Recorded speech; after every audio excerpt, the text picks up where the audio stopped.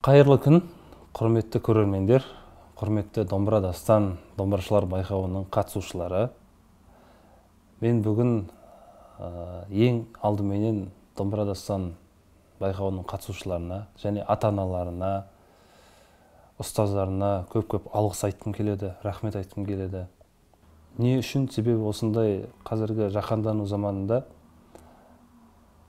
ұлттық өнерге тәрбиелеп жатқандарыңыз үшін, соның ішінде домбыраны ойнауды, домбыраны тартуды, домбыраның қыр-сырын қалай меңгеруді үйретіп жатқандарыңыз үшін көп алғыс айтқым келеді.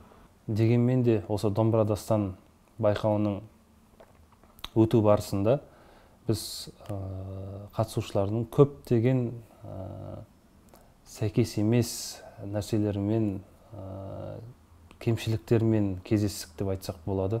Соны айта өткен жөн деп санаймын. Себебі егер бір-бірімізге осылай қазіргі заманда кемшіліктерімізді, жетіспейтін жерлерімізді, не керектігін айта отырсақ, бұл пайданың үстіне пайда деп ойлаймын. Ең алдыменен қатысушыларға сәйкес емес бағдарламаны беруде болды. Ол кез келген не 6 жас пен 11 жас аралығында болсын, не үлкен топта болсын.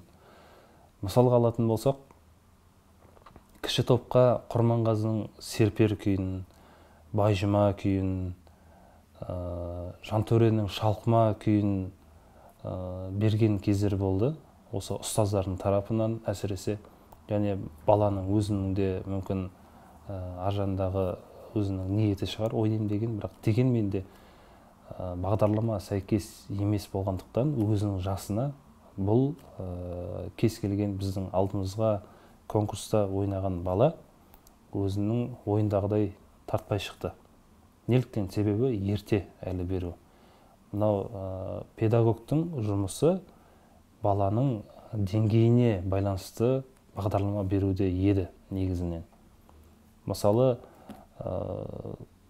егер сол жаңа кіші топқа келетін болсақ, Құрманғазының Серпер күйінің орнына өзінің мүмкіншілігіне сай Балбырауын күйін, я болмаса жеңіл күйлер, Бос шолақ күйін беретін болса, тартқызатын болса, мүмкін қатысушы өзінің ойындағыдай орындап шығар еді, өзінің деңгейіне байланысты. Бірақ бұл күйлердің өзі Құрманғазының Серпер күйі, Адай күйі, я болмаса Байжұма күйлері, Жантөренің Шалқыма күйлері өте қатты күрделі болғандықтан кез келген бала оны алып шыға алмайды. Себебі консерваторияның студенттерінің өзі, қазіргі менің өзім бұл күйлерді орындаудың алдында көп ойланамын, талқыға саламын. Менің мүмкіншілігім жетеді ме осы күйге дегендей. Бұнымен қоса, әрбір күйді бергеннен кейін өзінің тиісті бағдарламалық күйлерін берді делік. Бірақ дегенмен де күйді әр бала бейқам ойнау байқалды. Демек, кез келген алдымызға келген бала, орындаушы өзінің қандай күй ойнап жатқанын білмеді, сезбеді. Демек, оның алдында жұмыс жасалмағаны сезіліп тұр. Қандай жұмыс жасалмаған? Жаңағы айтатын бағдарлама беру барысында және қандай күй беріп жатырмын, ол күйдің шығу тарихы қандай, ол күй қалай орындалуы керек, ол мінезіне сай орындалуы керек па, тарихіне сай.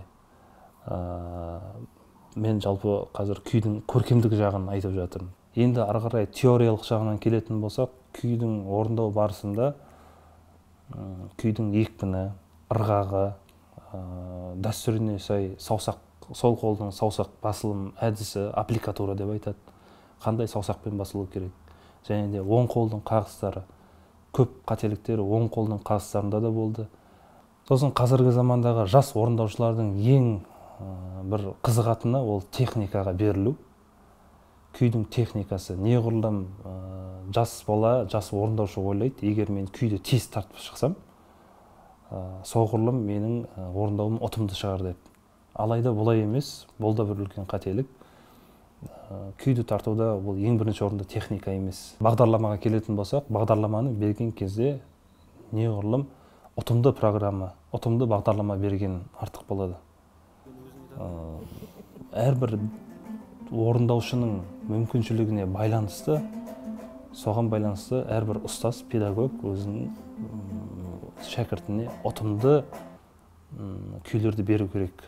Мысалы, көп жағдайда жаңағы айтқандай әлсіз орындаушы өзіне сәйкес емес бағдарламаны таңдады. Бірақ керісінше, егер ұтымды бағдарламаны таңдаған кезде жағдай бөлек болар еді. Немесе тіпті күрделі күйден бөлек тіптен жеңілдетіп жүрген бағдарламалар болды. Мысалы, жақсы орындаушы, қатысушы, бірақ өзінің мүмкіншілігін біле бермей, ол өзіне тіпті жеңіл күй таңдады. Мысалға алатын болсақ, келіншек күйі, халық күйі, болмаса балбырауын күйі, қосалқа күйі, бірақ баланың орындаушылығы жақсы болғанымен, бұл тіптен жеңіл күй алғандықтан болашақ орындаушы өзінің мүмкіншілігін көрсете алмады. Екіншісі тіптен жеңіл болып кетті. Бірақ орындаушының және де ұстаздың нұсқауымен, әсіресе ұстаздың нұсқауымен орындаушыға, шәкіртіне бұл ұтымды екі ортадағы бағдарламаны берген кезде жағдай басқаша болар еді. Осындай мәселелердің бәрін ескере отыра, біз барлық қатысушыларды бір жақсы жолға саламыз деп үміттенеміз. Бұл жалғыз менің пікірім емес. Ол сол жердегі әділ қазылар алқасының бір кеңес деп қабылдағайсыз. Өте оңынан қабылдайды деп ойлаймын.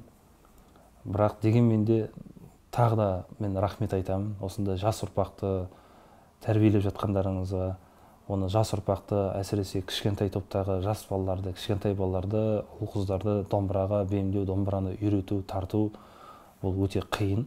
Баламен жұмыс жасау. Дегенмен де сіздер өте үлкен еңбек жасадыңыздар, ұстаздар, ата-аналар.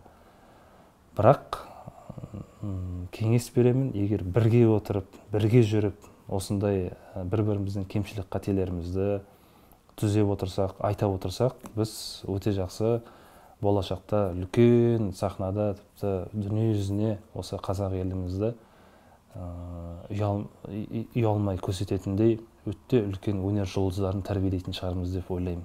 Барлықтарыңызға сәттілік тілеймін.